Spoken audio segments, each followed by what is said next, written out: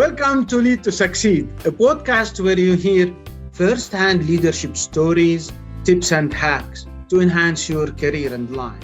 Lead to Succeed is brought to you by Zahi Abdin and Usama Al-Musa.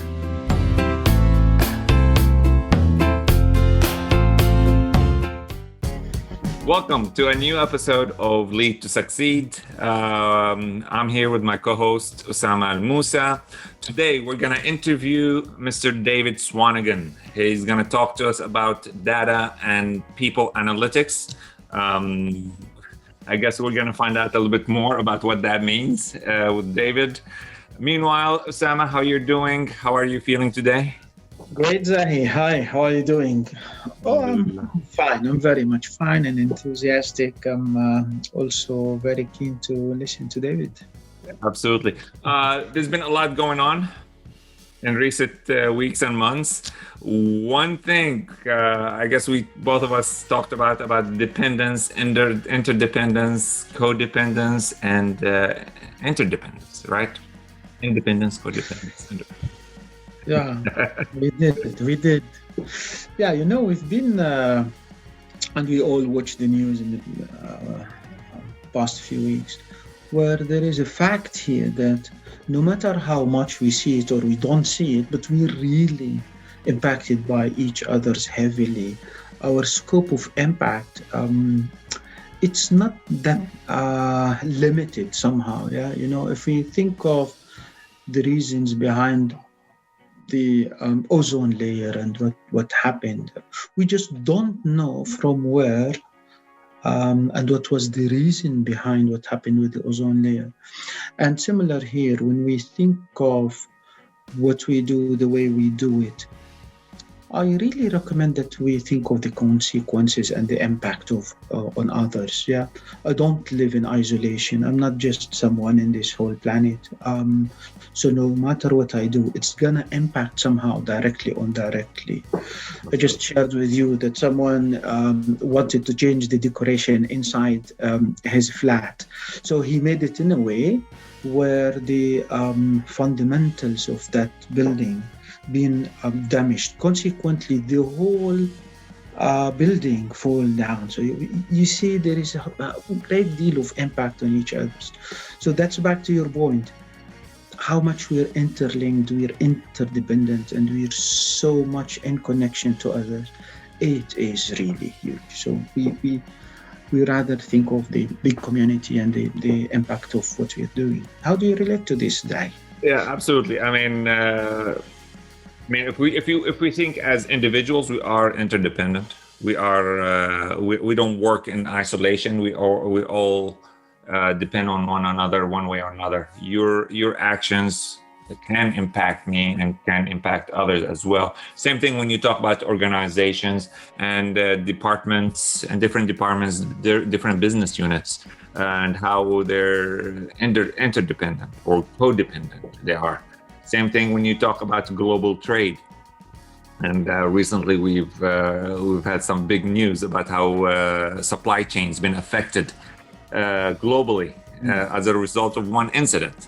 So yes, we are interdependent, and I'm thinking about it. I like to think about it in terms of leadership and how we can create an interdependent team where everybody can use their strengths, but the important thing is to do it consciously, not to leave it to chance, just do it consciously, that you within your own organization or within your own team to work interdependently. You use your strengths, I use my strengths, and this way you have a strong team with almost no weaknesses, and that's working interdependently in when you think about leadership and creating a strong team. Thank you, Zahir. I love that you took it as well to the context of leadership and organizations. So it's also how our behavior impacts others, and how the behaviors of others impact us. It's very great to be conscious about this. Thank you. So we go and meet David. Yes, looking forward to it, to learning. There's a lot of learning is going to happen today. So we're going to talk about analytics, data, What a people topic, Jai. I analytics. would love to know more about it. Yes, and we'll see how. I think it's going to be a great topic. I think there's a lot to learn. David has worked in different countries. He worked in the Middle East, and now he is in the U.S. So we're looking forward to knowing more about this topic. So see you in a minute. See you.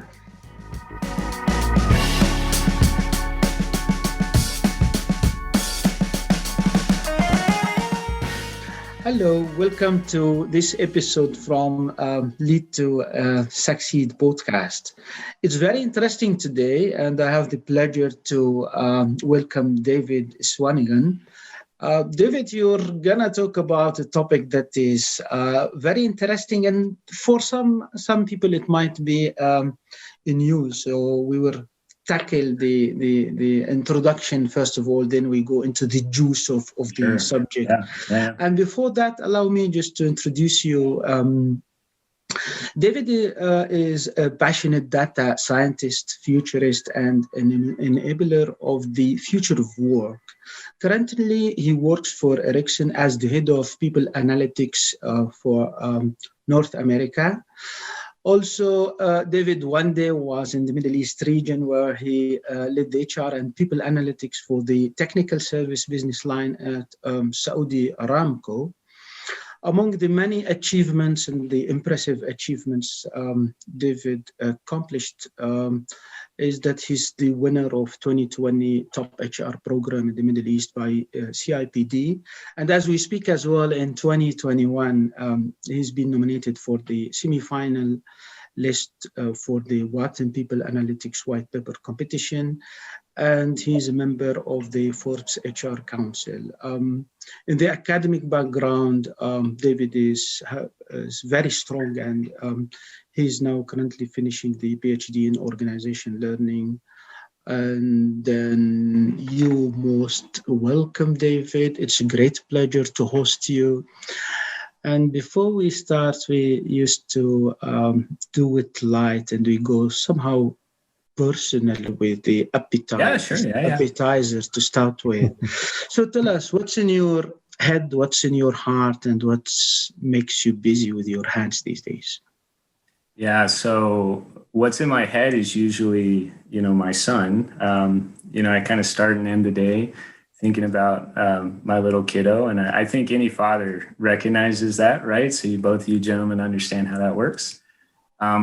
I am a super nerd, so I like all things data, and I recognize that most people don't. So it's funny because the things that get me excited, I typically get blank faces from people when I'm explaining something that I'm super passionate about. But I would say that my son, data, and then also, ethics. So I think we could potentially talk about ethics as we move into this conversation. But I think, the more digitally fluent companies become and the more access they have to, structured data, passive data, all that stuff, it's not simply about people's privacy. It's actually using data in a way that reflects the company's values. So if you're making a promotion decision, a high potential selection decision, there should be some morality in terms of how you use data, to advance someone's career. And that, I think, is still a very new topic within people analytics. So for me, I think it's, my kiddo, bunch of nerdy math stuff. And then I'm always asking myself, how can I, from my perspective, lead in an ethical manner in terms of helping people understand data accelerates good behavior or bad behavior, right?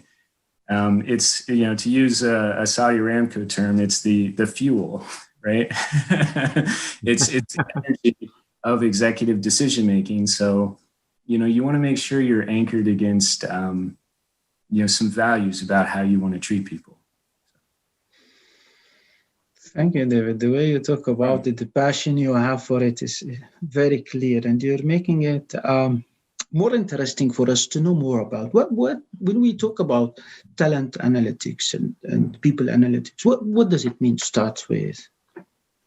Yeah, so I think it's applied within a context, and I think the best way to look at it is what does it mean today, but also what is it going to mean, moving forward. So there's the data specifically, and today I would say 99% of companies use kind of structured data, which is the stuff you would find in the HRIS system, right? It's whatever's in somebody's employee file that they can stick into a database. And this is the most boring, non-interesting data possible, but you would be surprised. Most companies rely on this for practically every decision they make. So I would say, it's collecting the data, how you store it, and then how you visualize it. And a lot of companies use different tools, whether it's Tableau, Power BI, so on and so forth. But, essentially you collect the data and then you visualize it, and it leads to some kind of decision. But right now it's basically using that structured data that you find in an employee's file, right? The future, though, and you see a lot of companies that are, advancing in this space, is they're collecting all these other data points that help provide clarity in terms of, who an individual is in your workforce, right? It could be their ways of working. So it could be how they connect with fellow employees, the way they engage on certain projects, how they choose to accomplish things. The path one person takes will be different than the path another person takes. And you might find that there are best practices tied to that. There's also market intelligence. So the external ecosystem is significantly larger than the internal ecosystem. But, we're finding right now that a lot of HR leaders rely almost exclusively on the internal ecosystem when they're defining talent and making decisions. But there's so much data, so much information externally. And when you apply that within a context, you can kind of see, why individuals make certain decisions. Because, Saudi Aramco is a great example. If you think about, last year they were doing the world's largest IPO ever, right? You think about the SABIC acquisition, the recovery efforts with Abcake and Kurace, and then you think about that it's the anchor company for an entire society. It gives you the context you need to evaluate the internal data points of the company and why people do what they do there. If you look at US-based companies, different challenges, different situational context. And so I think, moving forward, it'll be the data set, the size of the data set will be significantly larger. It'll include the internal and external ecosystem. And then, hopefully if we have, ethical people leading this stuff, as we integrate kind of this machine learning concept, and I'm happy to go over that, it's helping you understand more about unknown factors and unknown problems. I would say right now, data analytics are used to answer challenges the executives know about. And it's how do you analyze and visualize a problem to answer a question they already know about. But in the future, when you start integrating big data, machine learning, you're helping them identify and understand problems they wouldn't have thought of because it's just too complicated. It's too complex. And then that leads into more of this predictive modeling. But you can imagine the change management that goes into that because if you're dealing with a senior executive with a ton of experience, right? And they have their own point of view, and we've worked with a variety of them, right? If you come to them and say, this is a problem, and they are not aware of it, they haven't thought of it, you have to be a really good salesperson to explain, that this is a problem. So I think, moving forward, people analytics also is a storyteller and someone who can sell individuals on concepts that are scary, and are or unfamiliar, right? And I think the thing you guys can realize is that the more you get to know someone, the more you realize they're very unique and special and complicated. It's the same thing in a marriage, right? and the more you learn about someone, the more you realize you don't know them that well. Mm. People analytics is the same thing. Is when you kind of dive into the uniqueness of your employees. People are really cool, right? But we realize that the policies of companies, they try to standardize everything, and they try to put folks in buckets, and it doesn't work with how unique individuals are. And that's one of the things People Analytics has really exposed, is this need to customize the employee experience, which requires a different kind of management, right? And that's the change that a lot of folks are, struggling with at the moment, because, if you have thousands of employees and each employee is a unique individual with their own journey, it requires a certain type of leader to be able to do that correctly. Absolutely. Thank you, David, for this nice introduction to people's analytics and talent analytics. But before we go deeper into this topic, I would like to know a little bit more about your background. I know you do have a diverse background. You have a global career. So how did you find yourself at Ericsson? Yeah, so that's a really funny story. Yeah, so I think if we, my career has been, I come from a kind of working class family. Very proud of that, but I think what I've done is I originally started my career where somebody would let me start my career, right? So to pay for my undergrad, I actually worked in a jail, believe it or not. So okay. Didn't know that. yeah. I mean, it was my very first job. I was 17 at the time. And ironically, I dressed better at that job than I do now. So, but you'd be surprised. And the reason I bring this up is that, I don't even list it on my resume now, but the idea is what I learned there about attention to detail and about sequencing and making sure that processes that seem like they're not important are still executed have carried forward into the future. So essentially, my initial career was about how do I pay for college, because I simply didn't have the money. So a lot of it was working and then trying to complete community college and then finish my undergraduate. And, I'm very proud of that, because eventually I was able to graduate from Harvard and do these really cool academic pursuits. And people tend to focus on that. But for me, graduating from community college was super difficult because I just couldn't afford it. But once I finished that, I ended up getting an opportunity in Las Vegas, of all places. And, it's funny because you think about my career, I worked in the most liberal business model possible, right? The shows, entertainment, casinos, hotels. Then I go to a really structured kind of oil and gas, policy-driven, engineering-driven company, and in between, I worked as a consultant helping startups in Latin America, which is it's one big dance party. So I think for me, if we start with Las Vegas, what was interesting is I joined there.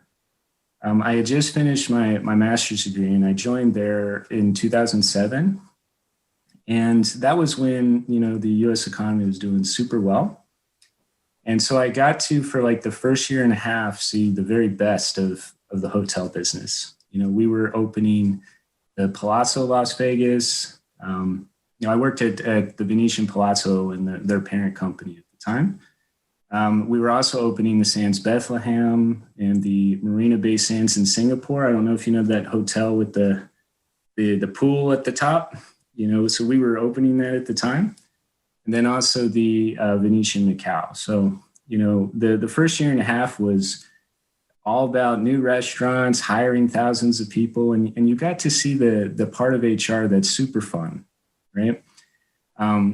But when the Great Recession happened, around 2000, latter end of 2008 is when I started to really get into the mathy people analytics side of HR, because hotels were hit harder than anybody, right? At the time, Las Vegas Sands had it had a $32 billion market cap, and their stock price went below $1, once the recession happened. And obviously we had to optimize our P&L, right? We had to figure out, what variable pricing we can remove from the business while retaining the guest experience as much as possible. And this is where the ethics, started to really, form for me, because no one knew how to handle staffing levels in a respectful manner, and in an objective, data-driven manner. And it was at that time that we started to figure out what are those data points that help executives dispassionately, fairly decide what the staffing level should be. And so I worked on that for a little bit. And then I got an opportunity to move into the Cosmopolitan of Las Vegas. And that project was super cool, but also just a total mess. So back in 2010, it was, a half-finished $2.1 billion hotel. And it had actually bankrupted, and Deutsche Bank, the lender, had purchased it, right?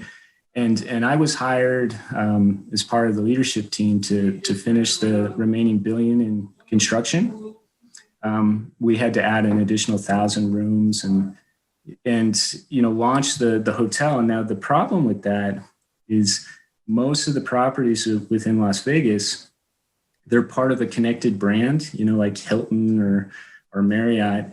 And so they have a CRM database of thousands and thousands of customers. The Cosmopolitan was an independent brand, so we had to build our customer database from scratch, and we had to introduce our employee brand without any existing legacy, systems.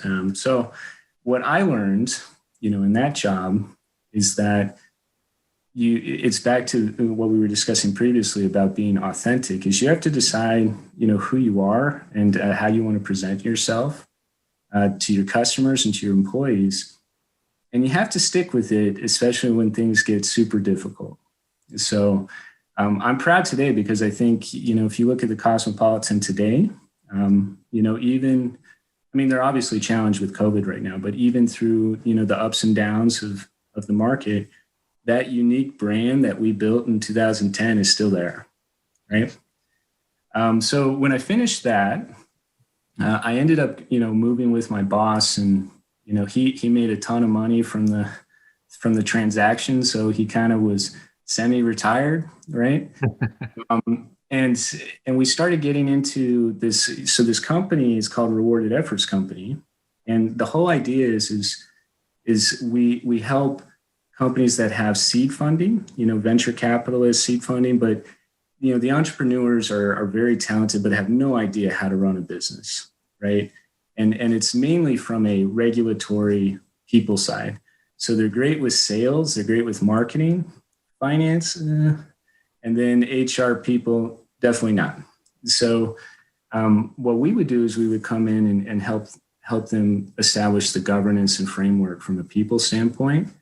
And then also, install the tech systems, the technology roadmap to help them scale. So I spent a lot of time in Brazil, in different parts of Latin America, and nobody arrives to meetings on time there, and that's okay, right? The meeting starts when everyone shows up, whenever that is, and this was like my first foray into international business and how different it is from the U.S. Like the U.S. is great, but these other places are really great. When you get a chance to work there, because business is like just on the side. It's all relationship driven. So Latin America is that way. And then we get into the Middle East, and you gentlemen understand how fantastic the Middle East is, but unique, right? So I got an opportunity. I think I was originally consulting on the cybersecurity space. And, that kind of got me connected into Aramco. And then I ended up working for Aramco's IT function, at the time they were trying to scale up their cyber posture, based on kind of the cyber incident that happened, I think in 2014, 12, I forget when the time was. And again, the people in Aramco are great because they will solve the issue one way or the other, right? Even if they have no idea what the issue is, it will get solved. That's the engineering mindset at that company, and you know, and then at the same time, you have all of the unique cultural context and the calendar around the Eids and everything that just flow in and out of the company. It's just this natural flow. And working there, I've never seen any business model like it that marries culture, social culture, societal culture with business culture, and still has this engineering mindset. It was a fascinating thing to watch. So when I'm at Aramco, I ended up meeting my wife, and we kind of have this United Nations marriage, right? So my son, he is part Colombian, part Venezuelan, part Swedish, part German, part Irish, right? That can kind of tell you how our family is set up. Interesting. Yeah, right.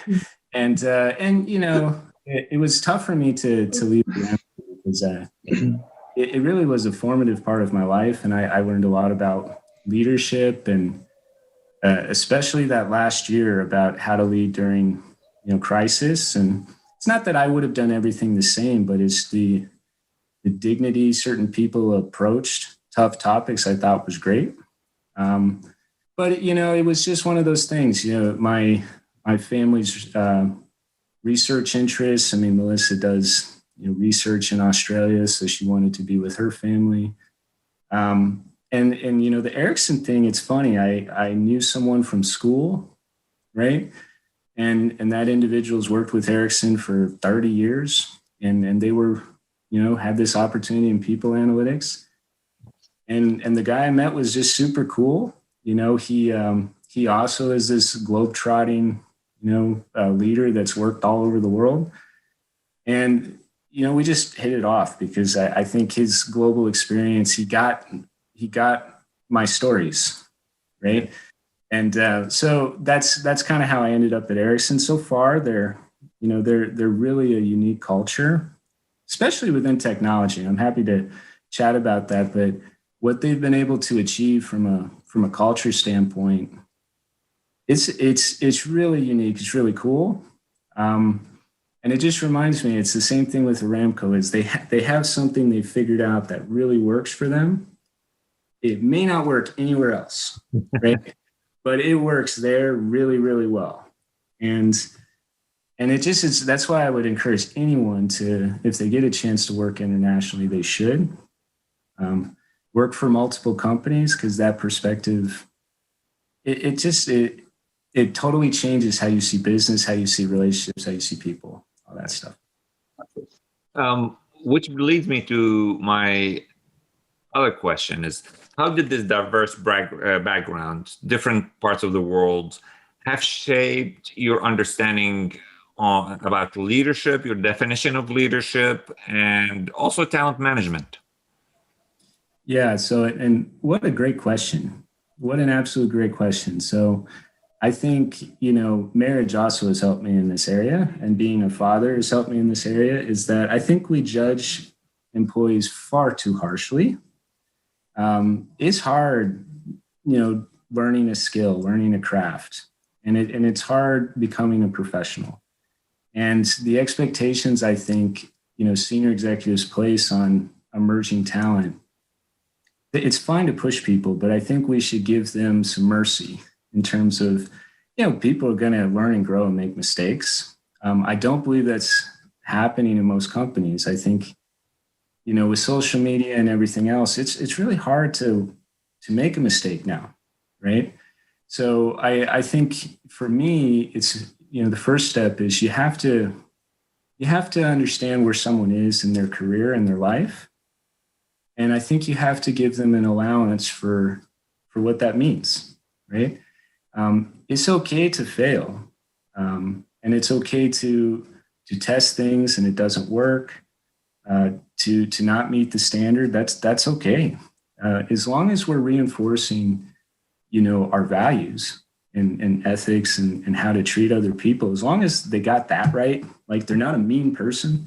You can't fix mean, man. So if somebody's mean, well, that's a different conversation. But if they just need time to kind of grow and develop, I think that's the principle of talent management. I also think that, executives often make the mistake of waiting too long to invest in someone, right? Is that you don't need to, Amazon was broke for years before it became Amazon, right? Yeah. But it seems like today, when it comes to talent identification, we wait until every employee is profitable. Like we see that they're profitable for us to invest, because somehow it's a reflection on us if we get that wrong.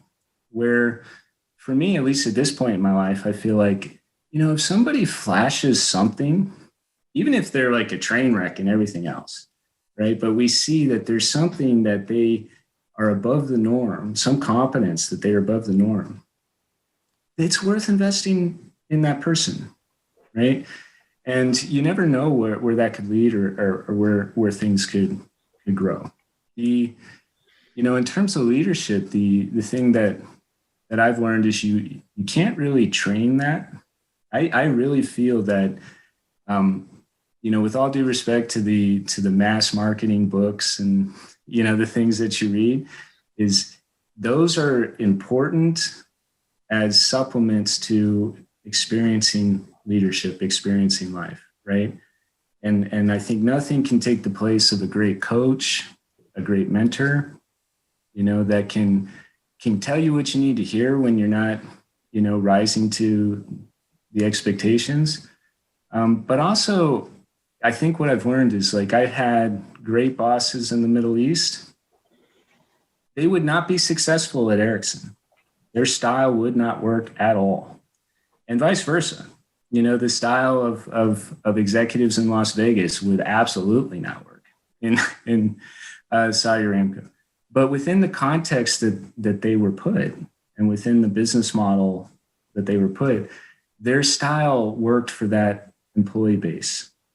And what that's taught me is that it's not necessarily finding the right person, but it's also finding the right person for the context, for the role, for what that company's trying to accomplish. And that means sometimes someone less talented might be the right person, but I think at times we're thinking about it as, the smartest, the hardest working is the best. And it really comes down to, are you the right person for that company and for that role? And if you are, then it's about finding the mentor that can help you, wade through the mistakes you're going to make. Because even CEOs, they make a lot of mistakes. I'm sure you guys see this. And I'm always asking myself, who is this person's mentor? Like, who do they go to when they absolutely embarrass themselves?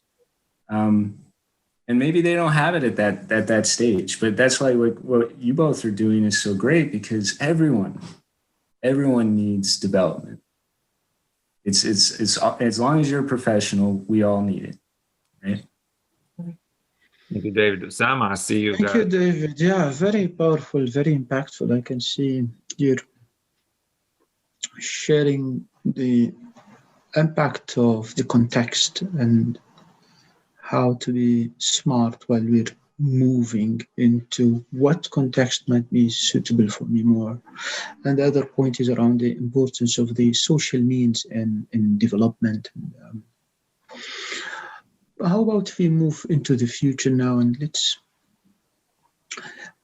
hear your thoughts. How do you envision the future in terms of people analytics, and what's going to change there, and what sort of benefits and integrating the talent and people analytics will help in shaping as well the future of the HR function? Yeah. So, and again, this is just my opinion. I say it with the utmost respect because I actually think I'm in the minority on this. I think, a lot of people feel it won't be what I'm going to describe. But in my view, projecting forward, I think there will be more machines than people employed at a company. I think the CHRO position will be an engineer. It won't be a people business partner. It'll be someone with a engineering background. I think data will be the language of business. And, you might have a company that employs, individuals from all over the world and you don't even have a central office location. It's a global workforce. And, it's very possible that you could report to a machine. Like you don't even have a human as your boss. And that is absolutely possible. I think they'll create digital avatars. I mean, I'm getting kind of geeky with you, but picture this, like a digital avatar. So the machine that you interface with would monitor your decisions. You would opt into this, obviously, but it would monitor how you send emails, how the decisions you make, the way you evaluate people's dialogue. And then there would be a digital avatar created that was kind of a copy of your professional conscience, right? And then when you go on vacation or you go to sleep at night, that digital avatar is switched on and continues working for you. So you essentially would be a 24-hour employee because you have this avatar following up on tasks that you've delegated. And you know that this avatar is kind of copying the decisions based on how you've behaved in the past. So I think that's from a workforce standpoint. I believe that, an employee's data will be very much a commodity, and it'll be a commodity that has value that companies will. I think an employee's salary will be based not only on, their contribution to a business, but also the data they bring with them. And I think companies will have to pay to access employees' data. I do see that being part of someone's salary is that they're paid for their skills and competency, but they also are allowing the company to access their data, for an extra fee and compensation. And then I think, you'll have individuals that really don't just work for one company. I could see this global marketplace where someone works for 4 or 5 companies and they're project based and they're able to move in and out quickly. And they make a lot of money as a result. But the loyalty to one company is just not there because, the skills are transferable, right? And in terms of like the employee experience and how companies add value, I think it'll all come down to this customization piece is that, leaders will have to figure out a way to make each individual's journey extremely unique, extremely personal. And this concept of power, I think will be completely redefined. I think leadership will be influencing in the absence of power because the future of work democratizes the workforce. It democratizes data, it democratizes decision-making. And, senior executives, I think, will have far less formal authority in the future than they do now. And the great leaders will be ones that have mastered this skill on how to influence people when they actually can't tell them to do anything. To me, that sounds great. That sounds like an awesome world to live in and to work in. But it also, I think, is fraught with ethical dilemmas, performance dilemmas, that you gentlemen know full well. And that's where I think within PA, the conversation has to be about whenever they talk about models or machine learning or data sets, I don't hear enough leaders talking about ethics. I just don't hear it in the podcasts and in the literature. Is that this is even Wharton, for example, this they have an electives class that they do, but it is not the central theme. I believe it should be, because the more advanced data becomes, the more difficult. Humans are humans. So I definitely think we need guidelines around how data is used in the business. And I think that's one area we should definitely improve upon, because if they don't build that framework now, then everything I'm describing, imagine what I'm describing with leaders that don't have that ethical anchor, how awful that could be for the employees. You know what I mean? Yeah. So it's shocking to visualize this. Yeah. Now, again, I say this, I preface it, most people would disagree with me and go, that ain't going to happen. None of this is going to happen. One thing, you remind me with something that we had a guest a couple of weeks ago, and she was talking about how the pandemic made us think about digitization and the digital world. And in her perspective is that the pandemic is going to force us to take a second look about data, a second look on digitization, and maybe just take a step backward and focus a little bit more on human emotions. So how is that related? And what would be your response in regards to that? Human emotions versus data and digitization. What do you think? Yeah, and I think this comes back to your question about leadership, because I'll kind of give you a use case example, and I think it'll click for you right away how without a really emotive, emotionally intelligent leader, this information could be used the wrong way. So when you get into this concept of sentiment analysis, right?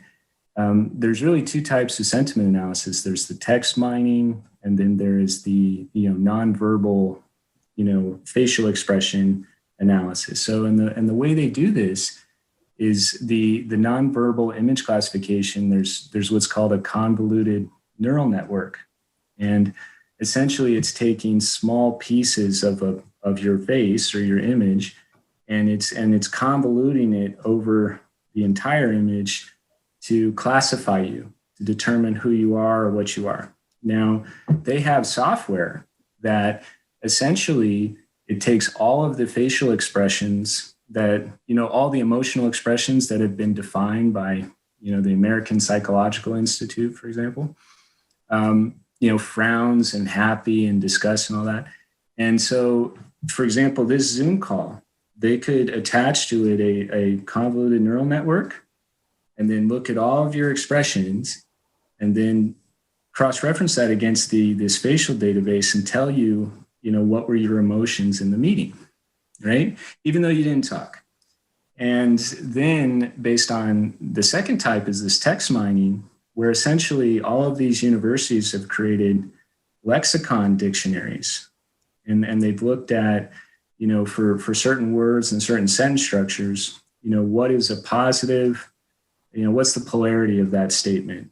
So like evil would be negative, right? Good would be positive. Now you can see that there are some inherent weaknesses to that. And also applying the context of a company, each company has its own language, that a, lexicon dictionary might think is positive or negative, but when you apply it to a project itself, no, that project wasn't positive. That was a failure, right? So the idea is when you take the text and you take the image classification, you get this score of someone's sentiment. And because it came from a machine, it has high credibility. And let's say, for example, the use case is, do people work harder when they're, working from home versus the office? Well, if they were to use this concept of looking at someone's nonverbal behavior through a CNN network, and then also text mining, it might say that they are not engaged, that their nonverbal sentiment and their participation in the meeting indicates that they're not engaged and that they should work from the office. When a more mature person would start asking additional questions around, well, what was the meeting? Who was the leader leading the meeting? What is the project? And that's where this ethics comes in, because if you just take it for face value, a machine will tell you very dispassionately, here's what is someone positive, negative, here are their emotions. But I think you both of you realize that there's the way someone expresses their emotions, but then there's the way they feel, right? And the way you feel sometimes takes years to actually develop. The way you feel about business or your friendships or your boss. I don't think your feeling about your boss is overnight. It takes you a little while, but then you get a very strong point of view about that person, good or bad, right?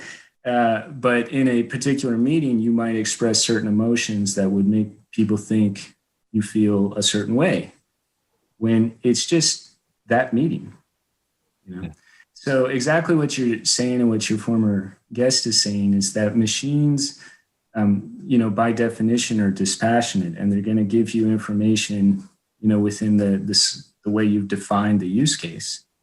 But it takes, leadership to understand that,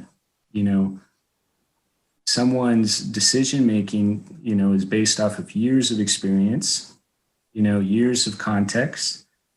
And you have to incorporate that into what you're seeing, the machine produce. And that, I think, consuming machine learning data is as hard or harder than building it, but I don't think the training that's happening for the end users in terms of how do you consume this data, that's not something that people are focusing on. It's learn Python. Everyone needs to learn Python. Okay. But what do you do when you get the report that says XYZ? How do you interpret that? That's not something that's really covered at the moment. David, I'm very much into it while you're talking about it, and I just imagine with you. And so if I'm HR professional, leading HR operations, talent management function, what will you advise me? Shall I go for it? Shall I take the initiative and start building up the infrastructure to be able to cope with it and be on that speed? Or you will tell me, no, Sama, listen, hold your horses back. It's just wait and see. How to cope with all those changes and anticipations? Yeah, so that's a great question. So I think I am the worst example of, because I'll give you the answer and then I'll be the first one to say, I'm not very good at this. I don't do a good job at this at all. And this is my own gap analysis, right? So managing change is incredibly important. And this idea, and you guys know this, you're the experts in this, is you have to bring people along for the ride, and you have to sell them on the change, and you have to take slow and incremental steps. And I don't do any of that. And I recognize it's just how I am, because I really love this stuff. I choose to just go totally down the rabbit hole and attack it completely. And what I've recognized why this doesn't really work, for me all the time, is that most people don't have the passion for it that I do. And I'm starting to realize that. So it's fine for me to dive into the data abyss because I enjoy this stuff, and I'm comfortable, I'm comfortable being uncomfortable because I like the topic, right? But now I'm trying to have some more empathy for end users or for people I work with, that making someone uncomfortable when they don't even like the topic is probably not the best way to approach it. So I think the to your question, it's about finding those individuals that really love this stuff, that find it interesting, inherently interesting, and will work on it even if they weren't paid to do it, and then let them, go down the Alice in Wonder rabbit hole, right? Like really, really go for it, and give them the freedom to do that. But then for everyone else, it's about, figuring out the tempo that pushes them, but keeps them inside their comfort zone, right? Because I've noticed if you push too hard on data, it does lead to rejection, and it leads to people kind of falling back on their intuition and what they're comfortable with. So, the thing that I've gotten better at, I'm still not that good at it, is you have to figure out who loves it, and then those are the people you set free, right, in this area. But then the people who this isn't their jazz, this isn't the music they listen to, you turn the volume down a little lower for them, right? And you go slowly, and you find things that they can engage on, that they're comfortable with. And it means going slower in some companies, because the change journey, you see it, an oil and gas company is not going to be like a Facebook in terms of change, right? Nor should they be. But sometimes if you're really passionate about something, you forget, where you are and the business model you're in. And it's part of being a professional. You have to make it work. Even if it's not the way, even if it's not as fast as you want it to go. But I admit, not a good example. Yeah. The indirect, sorry.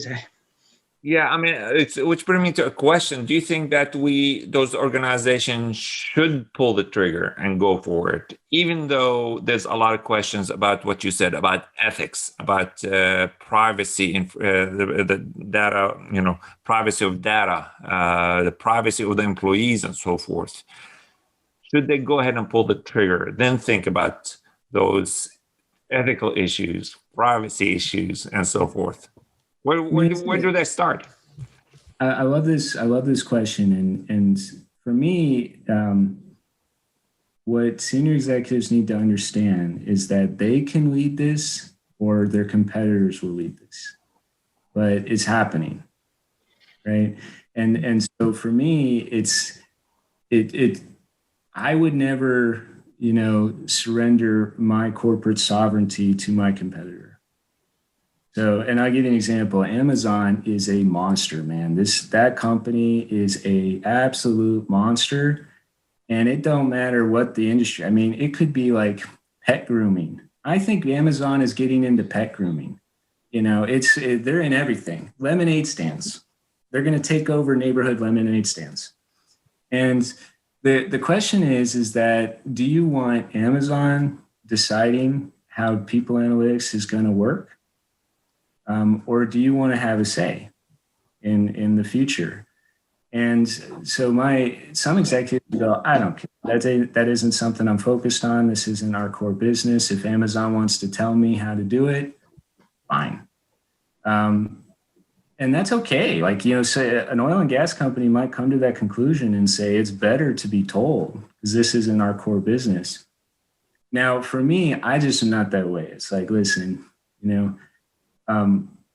our company will decide our future, but I think it takes executives understanding that means they need to proactively, engage in this data revolution because it's happening very fast. And if they don't build the data infrastructure and they don't build the learning competencies and this culture of data-driven decision-making, it won't, it'll be decided long before they're ready to actually tackle it. And so that's the thing I would say. And no one likes to hear that because they think it's hyperbole, but it's really not, right? It's kind of, data has become what the internet was, and eventually it will consume every company. And the question is just how much say do you want to give Amazon in how your business works? Amazon or Microsoft, I think, they're doing a lot of on the PA side. What Microsoft is doing is also quite monstrous. So, but yeah, that would be my advice: is that make that decision and make it in a mature, clear way. That if you want to decide the company's digital future, then you have to get super talented people that are really passionate about it. And you have to be willing to manage the change that'll happen, as you move from more of a process-driven, manual-driven operation model to, predictive machine learning stuff. It's totally different. Yeah. David, wow. It's just very thought-provoking. Thank you for provoking the thoughts. And before we conclude this call, let's go back into your own success and tell us in terms of, we're very curious to know more about what are the great qualities that helped you already to navigate your way into those successes, and what's going to help you in the future to continue with that? Yeah, I think these are, is a fantastic question. And it's a question I think anyone should ask, and also have their mentor, help them answer it. Right. I don't know, really what my ceiling is, because what's worked for me up until this point, is not going to work for me moving forward. So the technical skills, I think in the early stages, I was just really good at tech stuff that no one else understood. So I got opportunities, I think, a little sooner just because I could do the models, and the executives needed the models. But that skill set is becoming increasingly less important. Now it's about influencing, across the organization, compromising, being a diplomat, building, a pipeline of talent. I really like that one. I think for me, I really enjoy investing in younger talent and inspiring them and starting their careers. So I think if that is a competency for the future, I'm good at that. But diplomacy, and it's something I'm working on, though. It's because I've noticed, you can't just storm the beach on everything. It just doesn't work that way, right? And so my strategy has always been, listen, how many people we have? Okay, we're just going to go that way. We're going to run up the beach and we're going to win, whatever. And it just hasn't worked. And so especially in oil and gas, right? Yeah, it just doesn't work. And so I've tried to work on lately, and every time I have a conversation with someone where I vigorously disagree, I've been trying to tell myself this is an opportunity to shift my thinking, right? Instead of battling them, I try to understand where this person who clearly doesn't know what they're talking about is coming from. And then the more I think about it, I go, oh, well, they actually do know what they're talking about, and I just wasn't seeing it in a balanced way, right? But I would say what's helped me in the past is I just worked really hard, and I think it's the same with you guys, is I was willing to work more hours than other people. I was willing to do what was asked, and I had a skill set that other people didn't have. But what I've noticed now is, even though I have the same work ethic, everyone that, I compete with works just as hard. So I can't win through work anymore. I can't differentiate myself because literally everyone at the same kind of career stage works just as hard. And that kind of sucks because everybody, you used to be able to, it's like, man, this person works really hard, but now everybody's up at 8 p.m. Everyone's working hard. It's like, oh my gosh.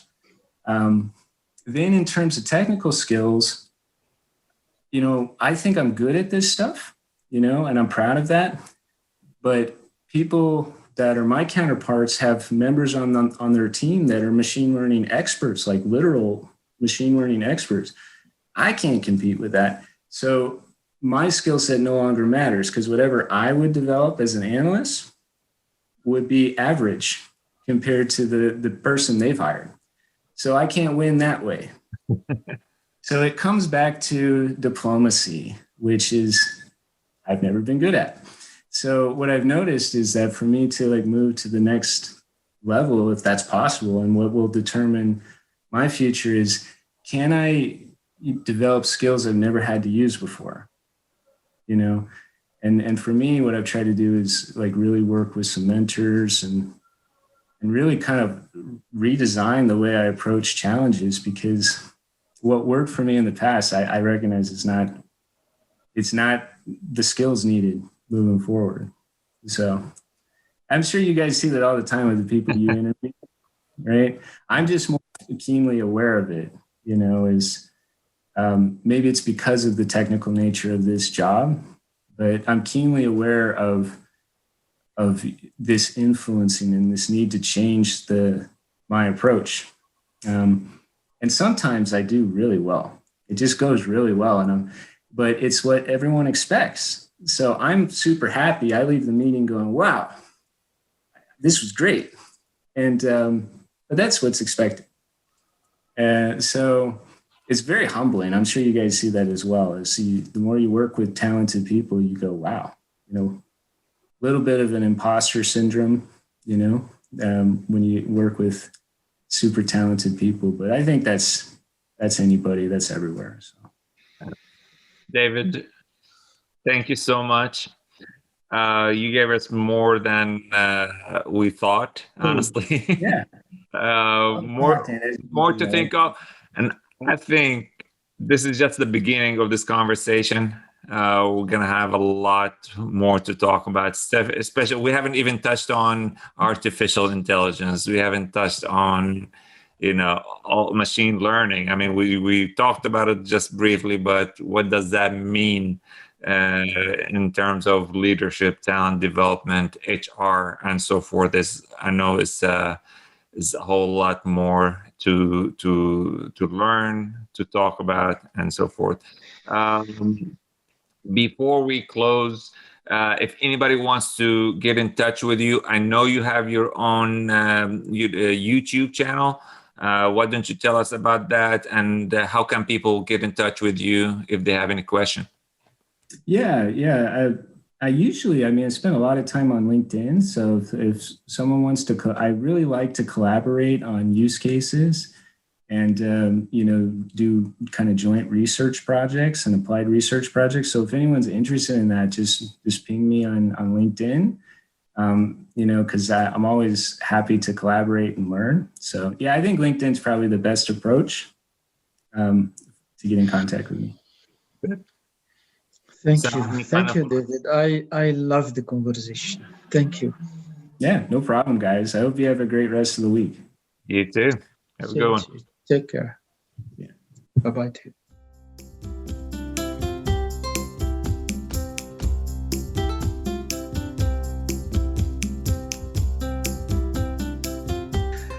Zahi, wow. It was very, very interesting, very thought-provoking. I loved it. So what's in your toolkit? What's your take-home learning from the meeting with David?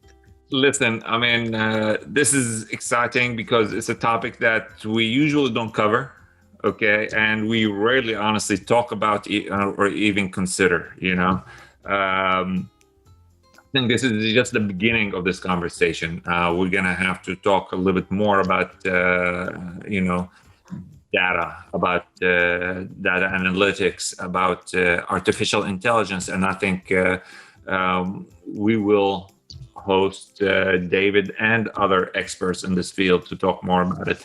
For me, the highlight is that's how we have data, and there's no way around it. And I love what he said about it's coming, and whether you're on board or not, it's your choice as an organization whether to make your own decisions or let somebody else make it for you. The big whales like Amazon or Microsoft or Google or whoever, and it has to be a quick decision. Do you want to drive that? Do you want to be in control of your own destiny, or somebody else will take over? So many other topics. I've written a lot of notes. I don't know where to start, honestly.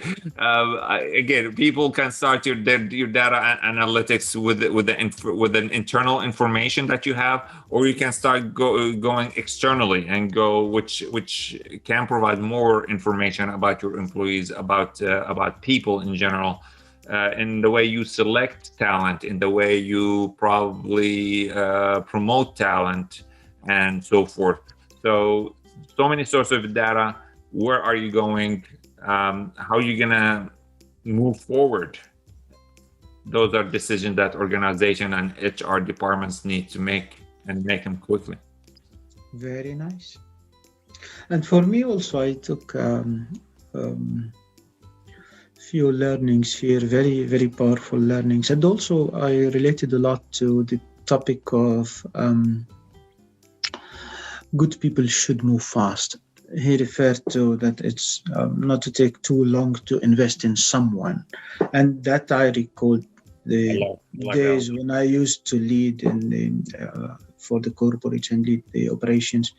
I used to say good people move fast. If they don't move fast in your organization, then they are going to move out of your organization. Sure. If they deserve it.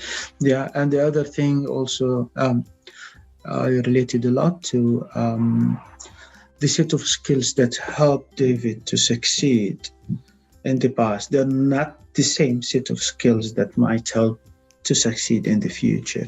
So that agility piece of keep developing, keep upgrading and updating your skills and knowledge. And it's interesting. Even David himself, he was like not sure what skills he's going to need. That's okay.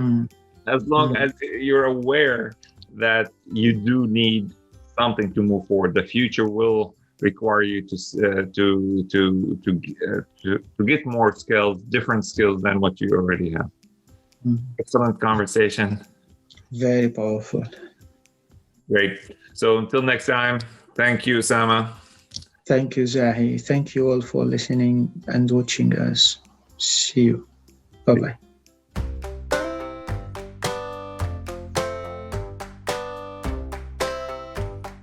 Thank you for listening to the Lead to Succeed podcast.